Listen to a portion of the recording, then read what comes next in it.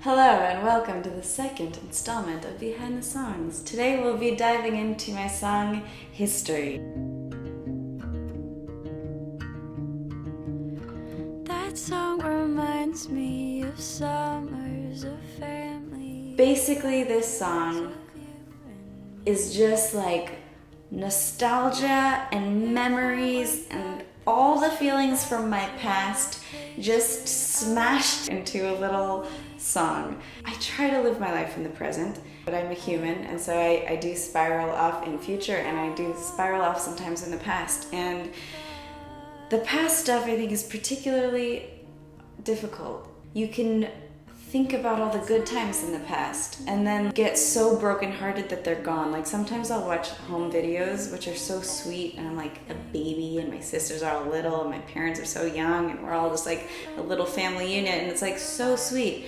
And then I'm like heartbroken because that part's over and it will never be again. Or I think about friendships that I've lost or mistakes that I've made or people that have passed away, and you can just live your life in those past moments and like replay all of those hurts and all of the regret and all of the pain.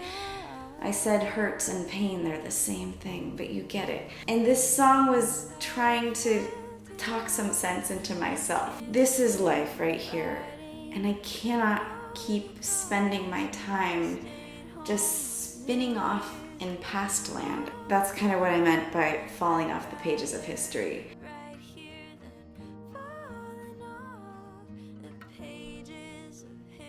What I need to say also in all of these behind the songs, that when I talk about lyrics, you have to know that they mean a million things to me.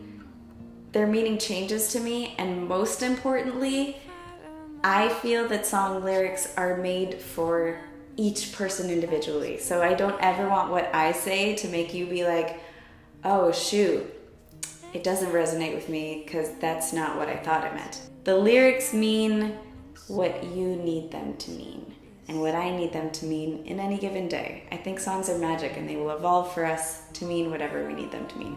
Anyways, for me, the thing that this most, I guess, calls back to in my life is that growing up, my sisters and I, we spent every single New Year's Eve at home. We'd have noodles at midnight, maybe like bang a pot. It was great. It was very low key. It was exactly what I wanted to do. I didn't want to be anywhere else. I wanted to be at home with my family. And then kind of as I've gotten older and I would look back on that, I was like, was I supposed to be being a kid? Like, is there some part of youth that I missed out on? I wasn't going to parties, I wasn't drinking, I was hanging out with my family and a couple friends, and it was great, and that was so much a part of my identity, and I do think that it was all important in getting me to where I am today. But there is this little part of me that's like, you know, I lived once. Was I supposed to do some dumb things and make some mistakes so that I really learned things from experience instead of fear? That is what that refers to.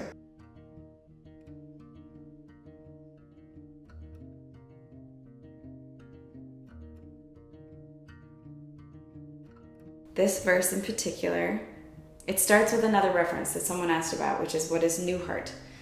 Newhart was my middle school. And middle school was a very odd time for me, as it is for many people, but I was really struggling to figure out who I was. I was pretty shy. I felt like weird. I was like, I'm not normal and cool like them. And I found myself a group of kind of self-proclaimed weird people, and we're like, yeah, we're the weird ones together. The thing is, even with having that group of friends, I didn't talk to them. I talked to them on Instant Messenger, but in real life, I was like mute. I didn't know how to talk. I never shared my feelings. It was all just super bottled in, and it didn't feel good. So what I did spend a lot of time doing in middle school was sitting alone in a dark closet, listening to my favorite band, K's Choice. It's a Belgian band that was incredibly formative for me. And I would just sit in closets and cry and sing K's Choice. Singing was the only way at this point in my life that I was getting things out. I didn't know how to talk yet, but I knew how to sing in private, and that is how I stayed sane.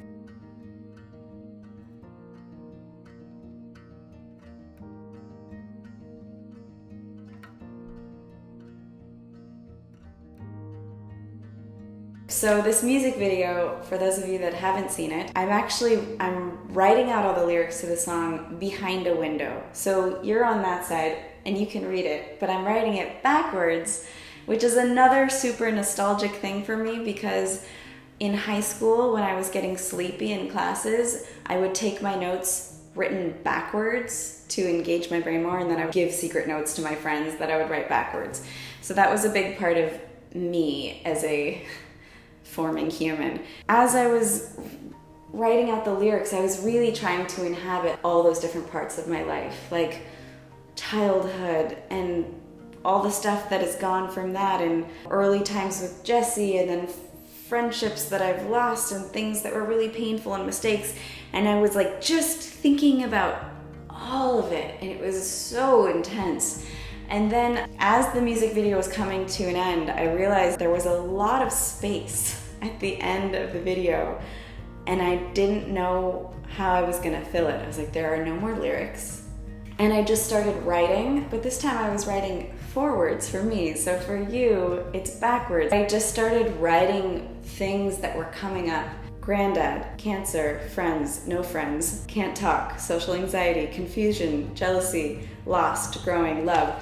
So it was like all these things I was feeling. I was thinking about losing my grandfather and about death, and remembering when my mom was diagnosed with a blood disease when I was in high school, and learning how to be myself and learning how to maneuver emotions and how to communicate, and generally feeling confused and lost all the time in life because we've never done life before and it's so hard. That last moment was just kind of this final catharsis of everything else that I was super feeling in that moment, and I felt needed to be honored in this video somehow.